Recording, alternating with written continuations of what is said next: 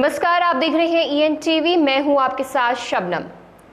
14 अप्रैल सन 2008 की वो खौफनाक रात शायद ही अमरोहा के लोग भूल सके हों, जब घर की बेटी शबनम ने अपने प्रेमी सलीम के साथ मिलकर परिवार के 7 लोगों को कुल्हाड़ी से गला काटकर हत्या कर दी थी। इसमें एक बच्चा भी था। हत्याकांड के दोनों दोषी इस वक्त जेल में बंद हैं और सजा काट रहे हैं।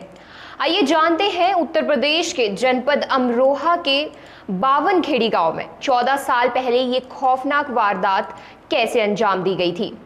पुलिस ने 4 दिन में कैसे मामले का पर्दाफाश किया था। बावनखेड़ी गांव के रहने वाले शौकत एक कॉलेज में लेक्चरर थे।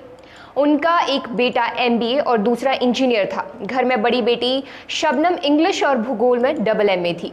पूरा घर पढ़ा लिखा था और यही कारण था कि पूरे गांव में परिवार की बहुत इज्जत थी। मगर 14 अप्रैल 2008 की रात जो हुआ वह किसी ने सोचा भी नहीं था। रात में पड़ोसी की सूचना पर पहुंची पुलिस के भी पैरों तले जमीन खिसक गई थी। दरअसल मकान में 4 अलग अलग कमरों में शौकत, उनकी पत्नी, उनके 2 बेटे, एक बहू और 2 बच्चों की लाशें पड़ी थी।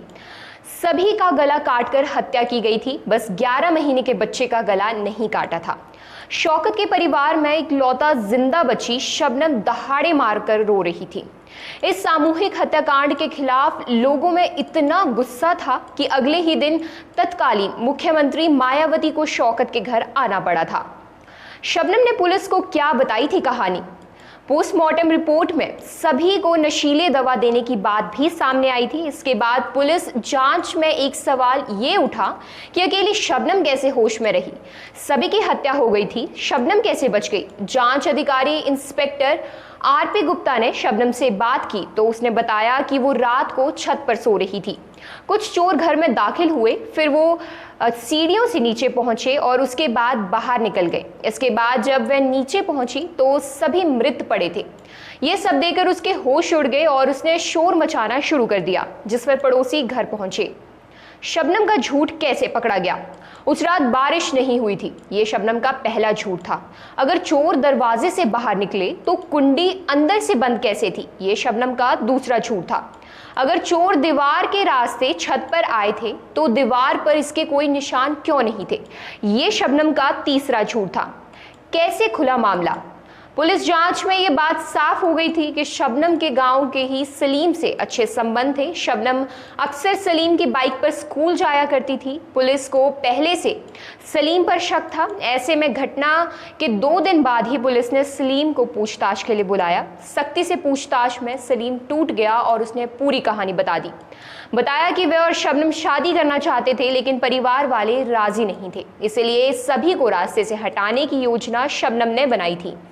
सलीम ने वो कुल्हाड़ी भी बरामद करा दी जिससे सभी का कत्ल किया गया था। वारदात के बाद उस कुल्हाड़ी को तालाब में फेंक दिया गया था। शबनम के खून से सने कपड़े भी पुलिस बरामद कर चुकी थी। कैसे अंजाम दी थी वारदात। शबनम ने उस खौफनाक रात की पूरी तैयारी कर ली थी। रात के खाने में उसने खीर भी बनाई थी जिसमें उसने बेहोशी की दवा मिलाई थी। जब सभी लोग खीर खाकर बेहोश हो गए तब शबनम ने फोन करके सलीम को बुला लिया। सलीम ने सभी 6 लोगों को कुल्हाड़ी से काट दिया और फिर उसे तालाब में फेंकने के लिए निकल गया। बाद में शबनम ने अपने 11 महीने के भतीजे का गला घोंट दिया था। ऐसी ही वीडियो को देखने के लिए EN टीवी के Facebook पेज को लाइक करें और YouTube चैनल को सब्सक्राइब करें और वीडियो अच्छी लगी हो तो शेयर जरूर करें।